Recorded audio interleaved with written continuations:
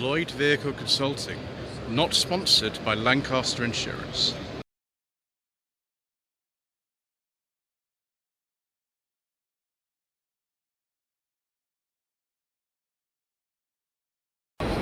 Good afternoon. Today is the 12th of November, and this is part 14 of a slightly shambolic shuffle around the 2022 NEC Classic Motor Show. This is Hall 5, and this is the MG Car Club Young Members Branch stand. There is Chris, who owns this MGB here. Hello, sir. Hello. Hello. How are we doing? I don't think I've seen this one before, have I? I've not seen this one. No, you haven't seen this one yet. This is my BGT. Yes. You've seen my ZT. I have, yeah, I've seen that. I've not seen this. So this is an 81, which was put in the barn until from 87 to like 2019 or something. Yes. So registered in 81, pulled out of the barn 86, put in the barn 86, 87, then pulled out of the barn late 2019. So it only when we got it in 2020, it only had 11,500 on the clock from new, and now I've put 2,000 miles on the clock, so it's now at 13.8. So it's hardly even run in. It's had a bit of an engine issue at the start, where it had a seized engine, but rebuilt the engine, and now she runs like a dream. I mean, you'd seize up a bit, wouldn't you, if you didn't move from 87 to 2019? You'd be a bit stiff, I think. Yeah, you would yeah. be. It's amazing. I haven't seen too many LEs, and this, of course, is all original, isn't it? You've not restored this or anything, have you? We've touched up the paint in the odd area, but other than that, and rebuilding the engine, we haven't really had to do anything else. Obviously, it's got the minor rust issues in the common places along the seams and across the top. But other than that, she's mint interior. There's obviously going to be the few spots where it's missing the odd bit of trim, but otherwise, yeah, no, she's nice and original. She's even got the chalk marking underneath the bonnet from where they separated the bonnet when it came into the factory from the car, so that then they could put the original bonnet back with the original car once the engine and wiring got put back in. Excellent, sir. Thank you so much. No worries. See you later. See you later. So we have Richard Hammond's MGB here. This is the smallest cog. Originally bought for the last episode of Top Gear he ever appeared in 2015. It's now in the livery for the smallest cog garage. This is owned by another chap I know called Dan. He has lots of MG Rover era cars. This one here, ZTT. It's a 180 SE, which means it would be an auto, I should imagine, actually, if it's a 180. Yeah, it's an auto. So it has the 2.5 litre KV6, and this they're generating 177 horsepower. It's set with a Rover 75 spec engine. And we have other stuff here as well. What have we got here? It's MGF Japanese import, 1996. So quite an early one.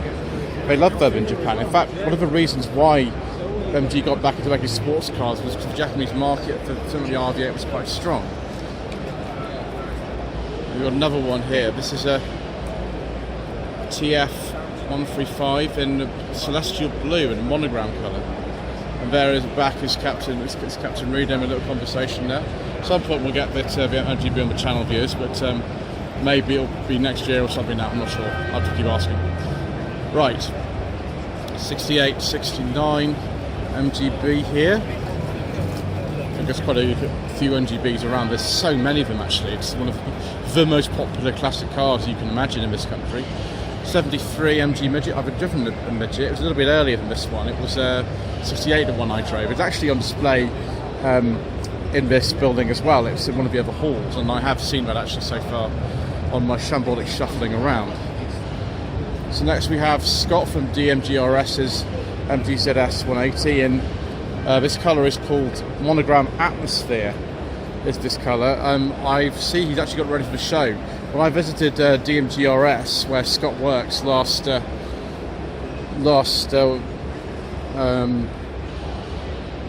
week, yeah, it would have been last week, to pick up a part. This wasn't ready yet, but it's nice to see if it is. And also, look at this. Viewers, this is a 2012 MG6 Magnet. They are not very common. They are not very common at all. I think this is a TSE, which is the top of the range, but it could be, yeah, it is a TSE. With 1.8, it's actually a Kavachi engine. It's very similar to N series. It's actually a Kavachi engine, these are called. It's based on a K series, and it generates 158 horsepower. These are actually very nice to drive, but they're very rare, particularly the saloon. What have we got here? Ooh, more MG goodness. This is a much older one, isn't it? Much older one. Only 31, MG 1880 Mark II Carlton Drophead Coupe. 56 MG Magnet ZA. This has a smaller rear window. We've already seen a ZB actually, one of the other stands, that has a larger rear window. This is the earlier type with the smaller rear window. Similar to the Riley and Wolsleys of the era, of course.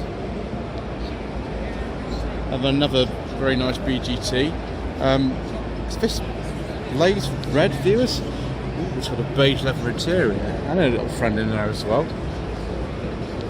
Excellent.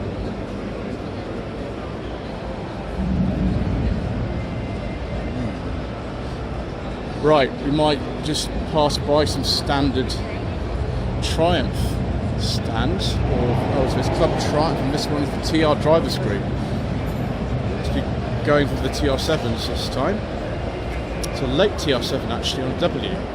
They finished production about 1981. I think the last factory I built in 3 different factories was in Solihull, so this will be a Solihull built one, this one.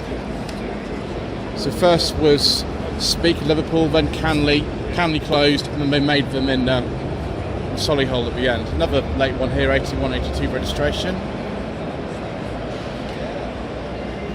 The sort of later interior that they had in it. Chat about it. Oh, let me just have 1 second. Just having had a little chat with Gary, who's on this stand. This is a really early TR7, so 1975. It's actually an ex-rally car, but then it was used as a sprint development car. This has got a sprint engine in it. Built at Speke in Liverpool. You can see not all the paint matches because it's been replaced over the day. So DU classic Coventry plate. When the factory was at Canley, but built in Liverpool. This one is a Solihull built car. It's registered in 1981. So it's got the sort of later interior in it with a 5-speed gearbox. So yeah, Solihull built car, registered by BL and then sent to a dealership in Cheshire, where its first owner had it for a number of years. This actually is not a Solihull built car. This is actually a Canley car, and I've just found this out. The way you can tell is because the boot latch is different on this car from the Solihull one. There you go. There's something that how you tell them apart. Right, we need to keep going though, viewers, because otherwise we'll never get around this whole thing. You know, otherwise we'll be here forever, and I've only got limited time before I run out of energy to go making 7 videos a day, which is what I'm doing at the moment. Ooh, this Sunbeam Alpine Owners Club, I imagine. 1965 Sunbeam Alpine. No, sorry, it's a Tiger, viewers. I do apologise. It's Sunbeam Tiger with a Ford engine. Those were, well, fast, I think is what I would say. Is this one of the Harrington ones? It's a Harrington Alpine, which is the coupe version. I have seen one of these before. They've gone for sort of Dr. No look in this. I think this is the same colour as the one in Dr. No, although that's not a Harrington body car, that's just a normal Alpine. I think it's a Series 2. That looks very, very nice, viewers. Very nice indeed. Alpine sort of works rally car here. Yeah, it's not a Ford engine, this one. RW, yeah, so factory was in Coventry. RW, not too local registration, not too far from here. There we go, another one of these Tigers. This one's obviously awaiting restoration.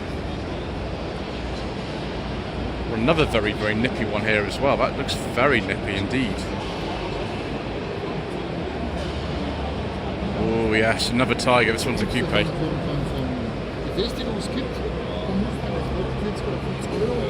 Another local plate to the area, DU. Ooh, 1725. This would be, I think we call the Series 5 Alpines these with 1725 engine. There we go. That one, yeah, 67. Last year often was 67 actually on an F. Another Tiger here. V8. Was it really only £1,200 plus purchase tax? 65. Very, very shiny. Even though on camera the cars always look shinier than they are in real life, that's still very shiny. Excellent. Next to it we've got this Borgward stand. Right-hand drive Borgward. Most famous Borgward, of course, is the Isabella, but we did make other models as well. Borgward Isabella Coupe. It's a real shame. The company had some sort of boardroom squabbles in the early 60s, and Carl Borgward, who was the founder, he got thrown out of his own company. That's what I remember anyway. I might be wrong about that, but yeah, right-hand drive them. They did sell them over here actually. Not very common at all. The colour is a lot kind of green of it. Look, this looks very pale. It's actually kind of a slightly more green shade. Another Isabella Coupe here. Another right-hand drive one. With some seriously rare stuff here. Thank you. Say like opened the door. This reminds me of kind of like a Mercedes of the year or something. It looks very luxurious. It's just such a shame that it just all went under. It all went wrong for them in the boardroom in the early 60s. And they had to stop making them. It's a very nice quality car, this. There we go. It's a 1960. Beautiful. Right, we've got some Hillman action here. That'll be a Minx. I don't exactly know what year this is. Oh, someone's left me an information sheet. That's really good. It's a 1952 Minx Mark V. Side valve engine. 3-speed with an emergency low. Current owner passed his test in the car in 1975. Wow. It's had that quite a while then. VB, a Croydon plate. My mother's Morris Minor was SVB 578. And then we've got something about 20 years new or so. This is a Hillman Hunter Topaz, based, I think, on the, is it the Super this is based on? Let's have a look to see here. What's this? Is this Cheddarliff Works or something? Yeah, someone's listed all the service history manually. Amazing. I think this is on a P. So this is a facelifted Hunter, or a sort of almost a final facelift of these, because they had an afterlife as a Chrysler for the last, I think, 3 years. They were built in Republic of Ireland. But this is almost a final face. Yeah, Honda Super, but a Topaz edition. That's really special, isn't it, viewers? So more Roots finery here. Humber Super Snipe. Let's transfer this onto my other hand. There we go, viewers. There we go. Okay. Yeah, Super Snipe convertible.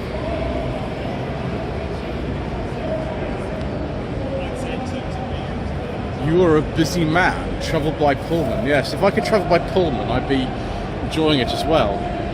Just look at this luxury, viewers. Beige leather interior. I do like a nice beige leather interior. Like about from the 50s. This is Humber Imperial. Yes, please. Now, Mr. Richard and Furious Driving had an Imperial on his channel recently. I don't know if it's this exact car. It was a 66 Imperial. I think it was in this colour, so perhaps it was this car, perhaps it wasn't. It's not actually a leather interior, which I'm quite surprised about. It's like a cloth interior, but that is really rather nice. And yes, I think by the fact that it actually has the next video being from Furious Driving suggests to me that this was on the Furious Driving channel. And actually then it says, so yeah, it was filmed in Worthing. I recognised it was in Worthing.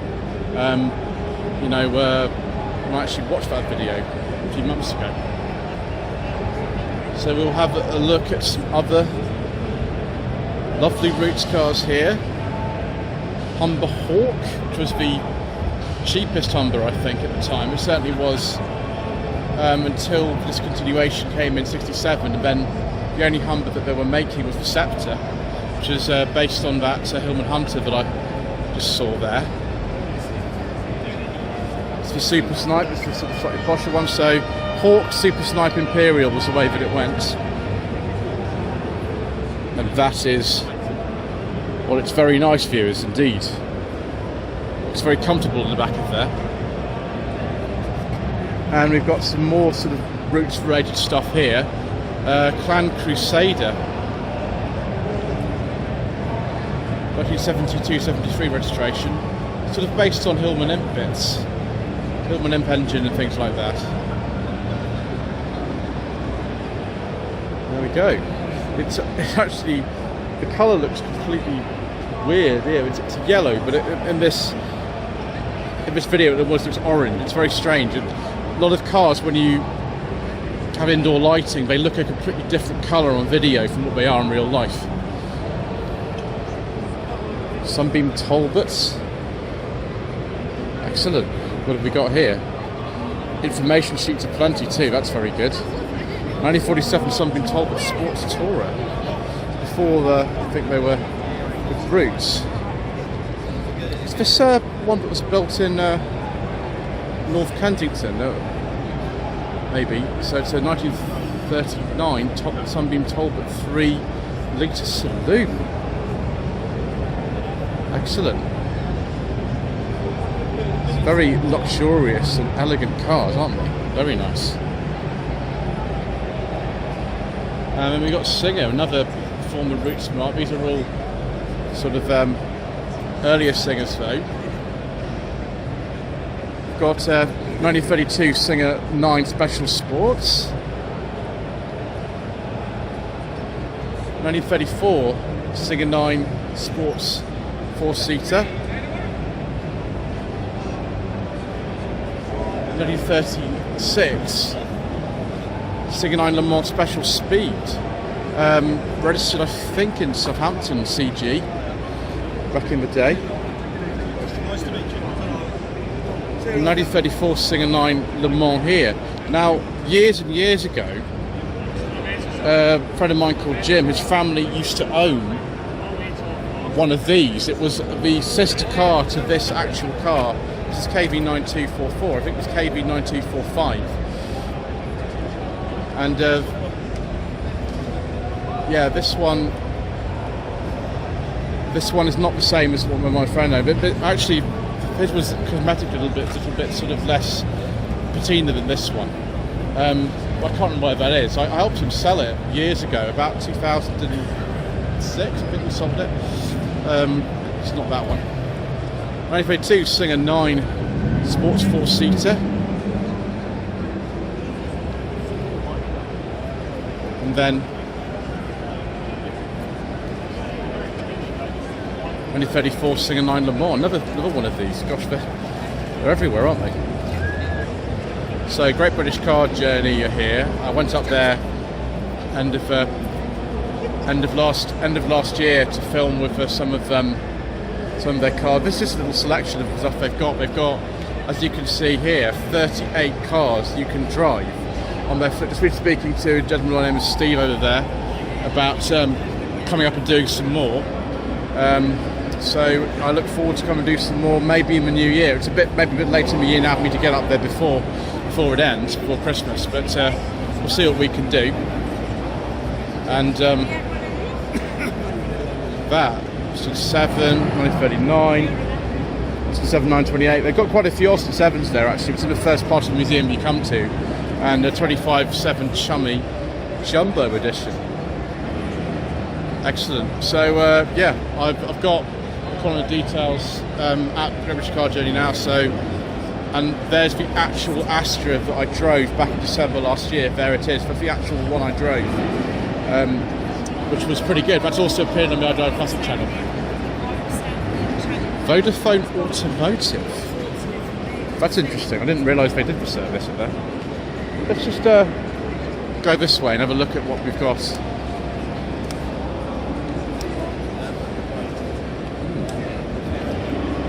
Win Mark II Escort 2-door 1600 Sport for $999.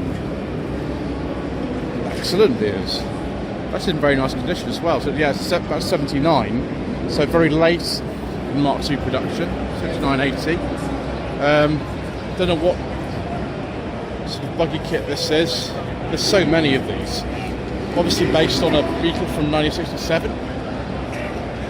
Odd autos. Interesting. And then we've got this Mini Clubman camper with later mini city wheel trims on it. Are those even trimmed, or they just, yeah, they are. You have to lift it off to get the nuts off. It's a Clubman camper, so 74, 75. It's for sale, and as Mr. Bill from the Fuel Power channel says, who actually owns a Mini, this could be yours. Let's take a look in there. We've even got a tiny sink in there. I don't imagine it's very fast, viewers, because, well, it's probably only got a 1.1 engine maximum in there, so not the fastest, but there we go. Another 2-door Mark Escort, this one time a Mark 1, a very early one actually, 67, 68 registration. They came out late 67, early 68, so a very early Escort. Classics, aren't they? Yeah. Mark II here is one of these. This has been a bit more subdued, hasn't it? It's on an R, isn't it? So yeah, 70 on R 76, 77. Let's go down here and have a look at some more MGs. We'll finish in the MG section, kind of near where we started. Very early TF here, 2002, complete with a beige leather interior. I do like a nice beige leather interior, viewers, with wood.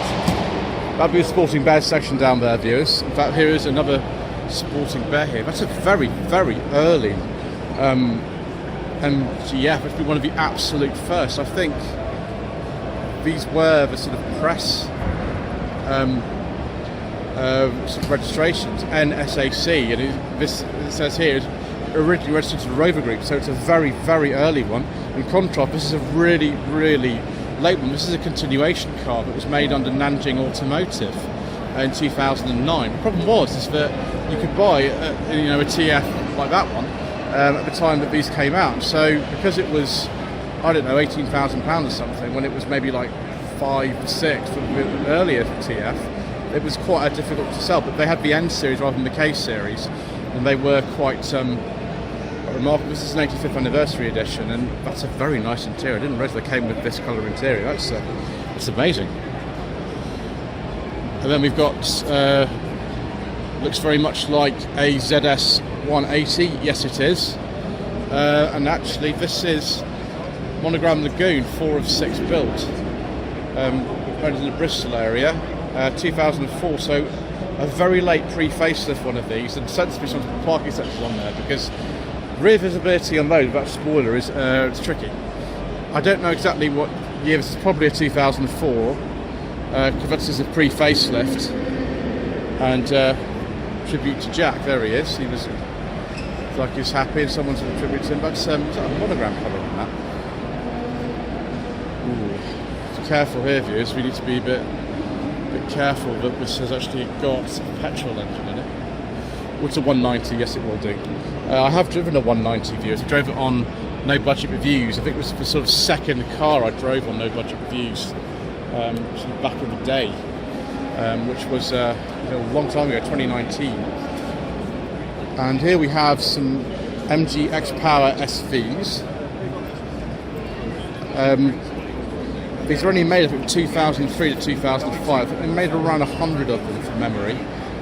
This is an SV. There we go. Yes, 0 to 60 in 5.3 seconds. Indeed, and there is the Ford V8 engine in there. Ooh, I think this one belongs to John New from Summit Garage, as far as I remember. And this is an SVR. It's got even more power in it. Even more. And just about you think you needed just a bit more. They were available with an automatic gearbox, and the one I filmed when I did a walk around of one of these at Summit Garage last year was an SVR Auto. They were very, very rare. Any automatic SV is rare, but the SVR is particularly rare. Yes, so bits of Fiat switch gear and Ford switch gear and MG switch gear and all that sort of stuff, but they are very, very fast, viewers. They're very fast indeed. Ooh. T-Plate Rover 75. This is a 1.8 club with the K series.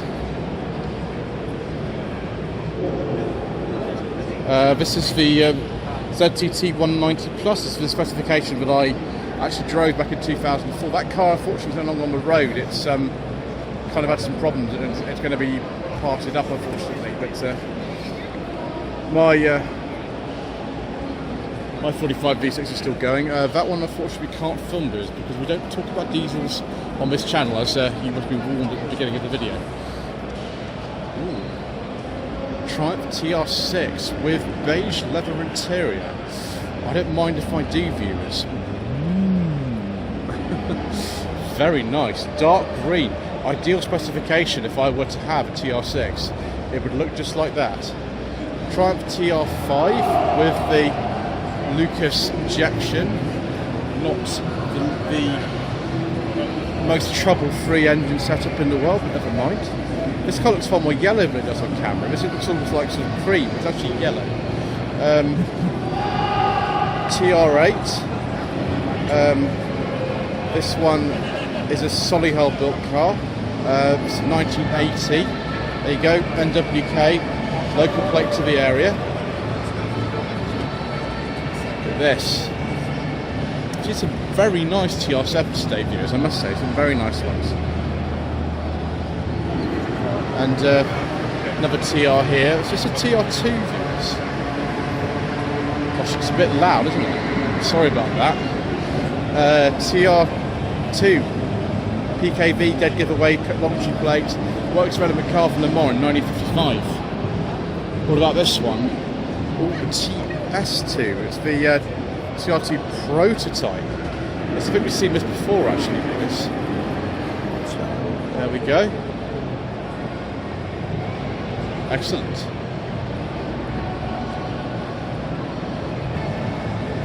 Let's have a look at some standards. Standard 8. Now, does this one have an opening boot lid? Yes. So this is a later one. The earlier Standard 8s didn't have an open boot lid at all. You just had to sort of cope without. If that's what you wanted. The 10s had an opening boot lid.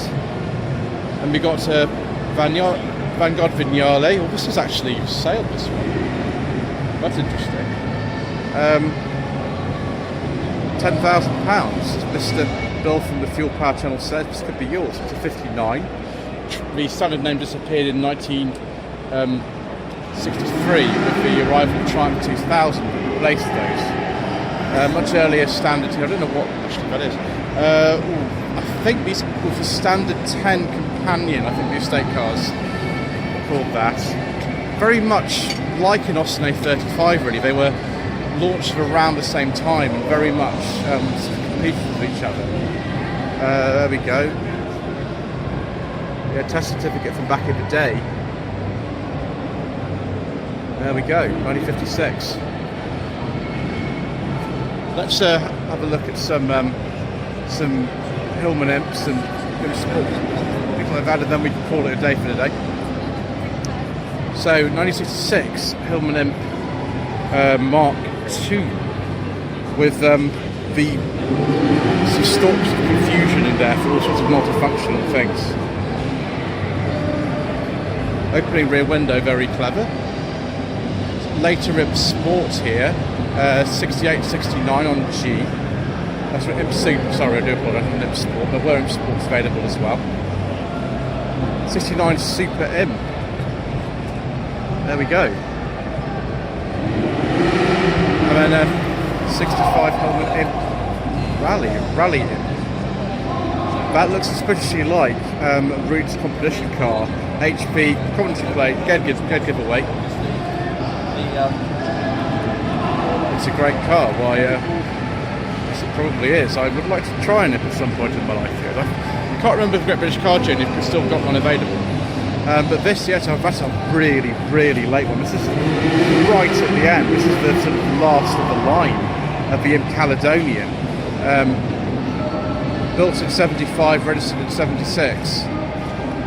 That is, well, it's amazing views. I think they stopped making these to make way for the price of Sunbeam. Anyway, that's enough for day 2 at the 2022 NEC Classic Motor Show. Please don't forget to subscribe to the channel, like this video, and leave a comment below. And I'll see you again tomorrow for part 15. Lloyd Young Consulting stickers, t-shirts and mugs are available by clicking the link to the Google form in the video description below.